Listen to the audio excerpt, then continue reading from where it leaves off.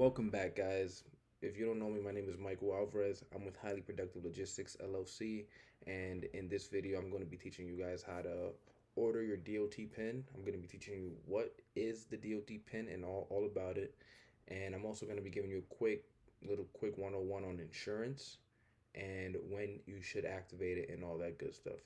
In the past videos, we've covered the UCR 2290, BOC3, and how to complete the application to get your authority. And now we are on just about day 3 to 14. Those are the days we want to get that DOT pin and look into your insurance. Next steps would be binding and filing your insurance, and then your authority would be granted not too long after that. But without further ado, let's get into it. How to order your DOT pin and insurance 101. Before we go in depth on the DOT pin and I give you everything you need to know about that, just want to give a quick tutorial on insurance. As you can see here, you need 750 minimum. This is for, let me just give you a little pretext on this company. It is a dry van company, and they just haul regular goods, nothing crazy. For these guys, you would need 750 insurance minimum. You can go above that, and I do recommend you go for that 1 million coverage, because most brokers, or a lot of brokers, are going to request that you have that 1 million, and if you don't, then you won't be able to haul a good amount of load and good paying loads, so makes no sense not to. You could get these done here as well, cargo, bond. You can get all that done, but once you get that insurance, and you get the quote and you submit the deposit, all that, your insurance is going to have to send it to the FMCSA, let them know that you're all good to go. And even once you have insurance on file, you still have to wait about till like day 22 after you file your authority for you to go active. That's why I recommend everyone that whose company I start, they start looking at insurance around day 14, 15, because let's say they file insurance on day 2. Now they're paying for, what is it, 2 weeks, 3 weeks of insurance, and they're not even running yet. They're not even making money. So it doesn't really make sense for them to pay early when you still have to wait to get authorized anyways. So I definitely recommend going for that 1 mil and avoiding all the hassle with dealing with brokers that are going to request you go up anyways. And I definitely recommend you guys start looking into insurance, as in like shopping around day 11 after you start your authority. And then I'd say buying that insurance around day day 18, around there is pretty reasonable. You can buy it around then, and nothing's gonna happen. Day 18, it'll take about 3 days to show up on your thing, on your safer, and then by day 22, you're good to go active, and you'll have no restrictions. The DOT pin is probably one of the most important numbers you guys are gonna have. You got the DOT number, your MC number. DOT pin is probably like right up there with both of those two. Reason is that your DOT pin is the code that you're gonna have when you want to change anything regarding your company. If you want to change your address, your name, you want to reinstate, you want to disband, get rid of, all that, you're gonna need your DOT pin and more. Biannual updates, all that, you're gonna need your DOT pin. Now, I, me being in compliance, I get a lot of people who they pay me to get their DOT pin, lose it, pay me again. Oh, you'd be surprised at how much this happens. Best way to avoid that is you would sign up with us, or obviously you can store it yourself, but sign up with us. All your company information that obviously we're going to start for you, or we put it on a cloud-based system with security, all that. So you would literally have your own login. You'd be able to log in, and you'd have access to everything. So you can literally never lose any of your information if you sign up with us. As for back to the DOT pin, if you want, like I said, if you want to change your company name, anything, you're gonna need that pin. And instead of having to request it and all that, it's better you get it the first time and don't lose it. Most drivers end up losing it. Most drivers don't even know what this excuse me, most drivers don't even know what this is. I My package, my basic authority package, which is, it includes your MC number, DOT number, DOT pin, enrollment in the new entrant audit, your BOC3, and your UCR. We have a really good deal on that. When I show that to truckers who have been in the industry for years, even they're surprised. They don't even know what the new entrant audit is, and they don't know what the DOT pin is. So trust me, this is a very important number. A lot of people don't know about it, but you knowing about it is just gonna set you apart from everybody else and put you in an advantage.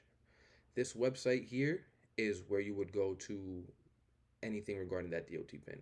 So just want to let you guys know, as of June 30th, 2023, you can no longer request online. So the way it was before is most people would just receive USDOT pin, boom, you'd put in your information, and you get an email or a text, and it would have your DOT pin. That was quick, seamless. Now, for some reason, I think it's because of scams, because a lot of people will try and scam you from your DOT pin. If they get that, they have access to all your company information. Another reason why it's so important.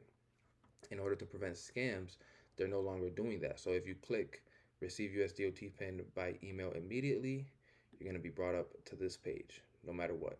You cannot get your DOT pin online anymore. A lot of people were confused when this happened, and a lot of people still are confused. They'll try to do it by email, but no more. You can no longer get your DOT pin by email. Only way to do it now is a hard copy letter through mail. So, in order to get that, we would have to receive US DOT pin via hard copy letter through US Postal Office. Now, I will also be putting the link down in the description for anyone interested in receiving their DOT pin completely free. Completely free. I charge because it's a service and I'm putting my time, but if you want to do it yourself, completely free. So you would go here, you would click that, and this is the request a USDOT pin page. You would need a verification of signature. All this, you'd read this yourself. Applicant who can file electronically must submit a valid credit card number as their electronic signature. Please note that no charge will be made to the credit card. No charge. Uh, I haven't done this in like a couple months, but I don't think you have to put a credit card. Even if you did, like you see there, no charge. So you would click yes if the following applies to you. You need a USDOT pin. This is the page that you would go to once you click that, and this is what it will show you. USDOT, it's pretty self-explanatory. USDOT number, you'd put that USDOT number. Obviously, that is a fake DOT number. Name of company official authorized to request PIN. Just put the name of whoever's requesting it. Here, it would be me, Michael Alvarez, owner of the company. You'd put the title. Now, very important that once you start your company, you have a DOT PIN. Okay, you have one. So you can click mail my existing USDOT pin, or you can mail me a new one. If they mail you a new one, the old one gets cut off. The old one is no longer your DOT pin. The new one is your DOT pin. So what I like to recommend, what I do normally, is that initial DOT pin. I just get rid of it. I immediately create a new one, mail me a new one, and it will go to the address on file on the MCS 150 or on Safer. That address on file is where the DOT pin letter will go. Very important that you keep a lookout. It usually takes, I believe, 7 to 10 days. Keep a lookout for that letter. Once you receive that letter, that is now your new DOT pin until you request a new one. Okay, it doesn't change. That is going to be, you can have that pin for years to come. That is the one.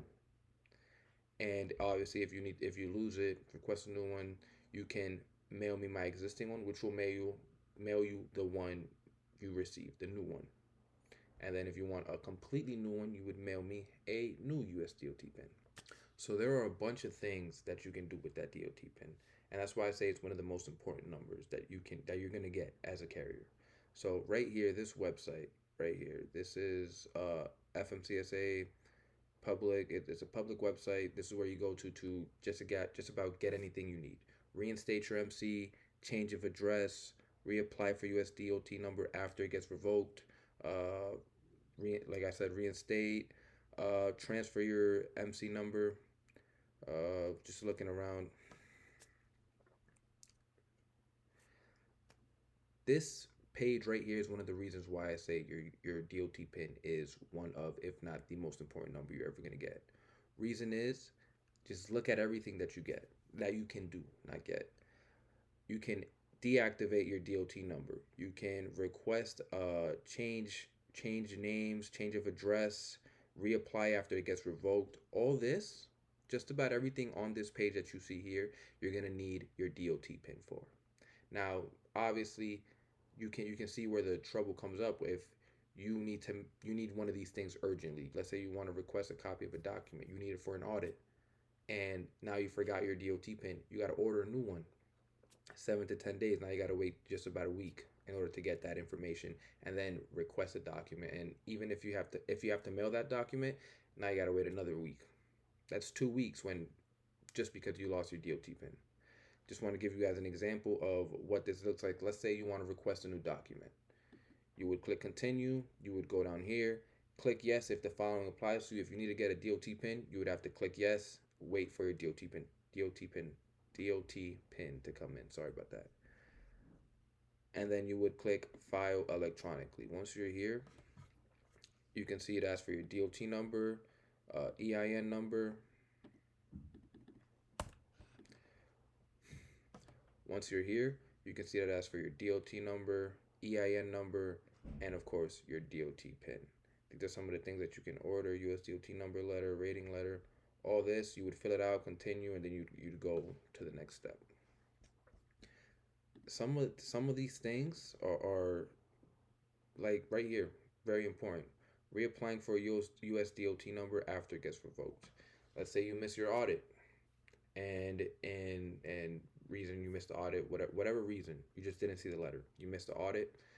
You don't get back to them within 30 days. They're gonna shut you down. They're gonna revoke it, put you out of service. You won't be able to do nothing. You would click reapply. That's what you're doing right here. If you need your DOT pin, you have to click yes, wait the week. Then you would file electronically, and then right here, you're gonna have to have that DOT pin. There's no way to get around it. I, along with just about every other company in the industry that does compliance, to revoke or reinstate your MC, just to reinstate, we charge 120. Okay, I want that to click for you. $120 just to reinstate the MC. And I believe that the government does charge about like $80 per reinstatement. So off of that, we're making $50 profit. But you can also do it for free. No reason for you not to do it for free. Just wanted to give you guys an idea of how important the DOT pin is and why it's so important. That is just about it for the US DOT pin and insurance video. With that, you should know just about everything. The most important part is how to order your pin, and now you guys know how to order the pin. You guys need to know how important it is and not to lose it. Now that you guys know that, you guys are just about good to go on to the next steps, which would be binding and filing your insurance. Once you, around day 15, 18, like I said, once you bind and file that insurance, your insurance is going to reach out to the FMCSA, show them that you're good to go. Make sure to request a certificate of insurance from them just so you have it on file. And then after that, around day 22, you'll get your authority granted. And then day 23 plus, we are going to file for your IFTA, IRP as well, IRP plates, enroll in the new entrant audit program as well. And once you guys got that, you are just about good to go. Only other things would be permits and stuff like that. But I will teach you guys how to do everything. Like I said at the beginning, the very first video, this is going to be a step-by-step tutorial on how to do everything in order to start a company. And we're already, I'd say we're probably like 70% of the way. All we're missing is insurance and our IRP/IFTA, and then enrollment in new entrant. I might combine those two into one video because the enrollment in the new entrant is easy, very easy. So hope you guys enjoyed the video. Like I said, my name is Michael Alvarez. I'm with Highly Productive Logistics. If you guys are interested in getting your company started, any compliance needs, interested in the Drug and Alcohol Consortium, we have all that. We provide services for carriers so that they can not worry about back office stuff, not worry about accounting, taxes, none of that. We'll handle it so that they can just focus on driving. See you guys in the next video. Hope you guys have a good one. Bye.